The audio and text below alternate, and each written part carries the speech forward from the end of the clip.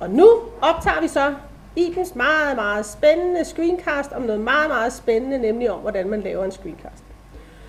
Jeg har fundet et billede frem til jer her, som I faktisk næsten ikke kan se, så den tager vi på et andet tidspunkt.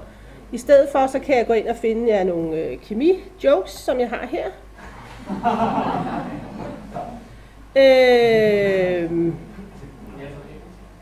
Ja, selvfølgelig, fordi det... what is the most important rule in chemistry? Never lick the spoon. Den er... det er ret vigtigt. Så er der en her, som er rigtig skæg. Den tager vi lige med. Det der også er, når man laver det her screencast, det er, hvis jeg nu bevæger musen rundt herinde, så vil det også kunne ses på screencasten. Så det vil sige, hvis der er noget her, hvor man siger, at det her nede er faktisk rigtig interessant, så vil man kunne se det på den screencast. Nu vil sige, at vi er færdige, så trykker jeg på done.